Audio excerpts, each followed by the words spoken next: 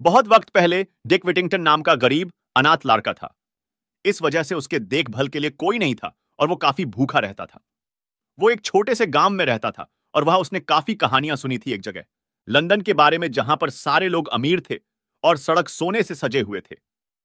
इस लड़के को यकीन था कि वो वहां जाएगा और सोने की खुदाई से पैसा कमाएगा। एक दिन वो एक कोचवान से मिला जो उसे अपने साथ लंदन ले जाने के लिए तैयार था।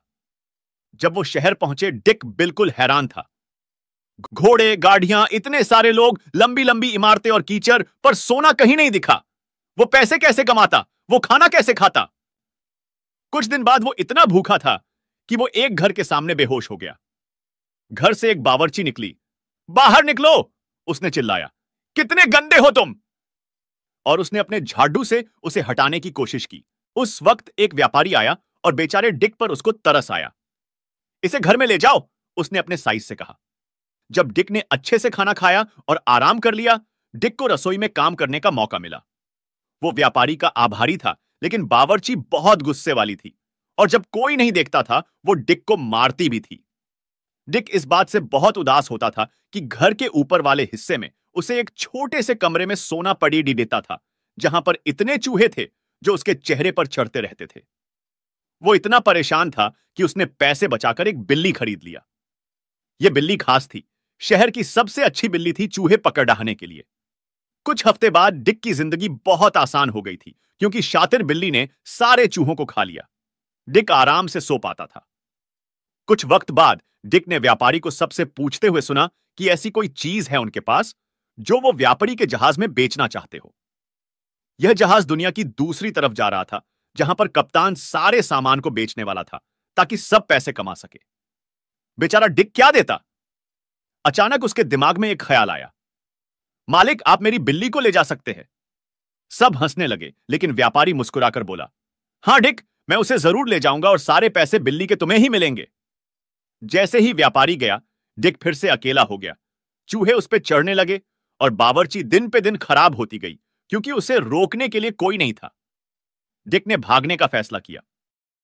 जैसे ही वो चलने लगा, चर्च के सारे घंटी बजने लगे और बस यही गूंज रहे थे, मुड़ जाओ डिक विटिंगटन, 3 बार लंदन के लॉर्ड मेयर। बाप रे! डिक ने चौंक कर कहा, अगर मैं मेयर बनने वाला हूं, मुझे रहना चाहिए। मैं बावर्ची और चूहों को बर्दाश्त कर लूंगा और जब मैं मेयर बन जाऊंगा तब मैं उस बावर्ची को दिखाऊंगा। वो वापस गया। दुनिया के दूसरी तरफ व्यापारी और उसका जहाज मंजिल तक पहुंच गया था। व्यापारी को देखकर लोग इतने खुश हुए और इतने अच्छे से स्वागत किया कि व्यापारी ने फैसला किया कि वो राजा और रानी को तोहफे भेजेगा।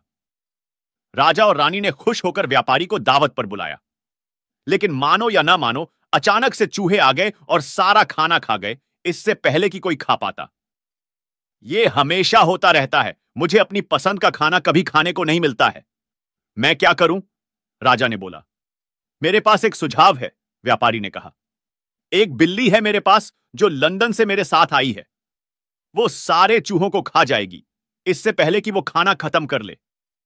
अगली बार जब राजा और रानी ने दावत रखा, जब चूहे आए तो बिल्ली ने चूहों को बड़ी अढे तेजी से खत्म कर दिया। राजा और रानी ने खुश होकर व्यापारी की बिल्ली के बदले में सोने से भरा हुआ जहाज दिया। जब जहाज वापस लंदन आया तो इतना सारा सोना को देखकर डिक बहुत खुश हुआ। साल दर साल डिक ने अपने पैसे को सही तरीके से खर्च किया और लोगों की इतनी मदद की कि उसे 3 बार लंदन का लॉर्ड मेयर बनाया गया। लेकिन अपने व्यापारी दोस्त को वो कभी नहीं भूला, जिसने इतने ईमानदारी से सारे पैसे दिए और अपने लिए कुछ नहीं रखा। जब डिक बड़ा हुआ, तब व्यापारी की बेटी से उसने शादी कर लिया। वो दोनों हमेशा के लिए खुश रहे, जैसे हम अक्सर कहानियां में सुनते हैं। मुड़ जाओ डिक विटिंगटन, 3 बार लंदन के लॉर्ड मेयर। देखा, वो बिल्कुल सही थे। ऐसे ही एजुकेशनल वीडियो के लिए कृपया इस चैनल को लाइक, शेयर और सब्सक्राइब करें।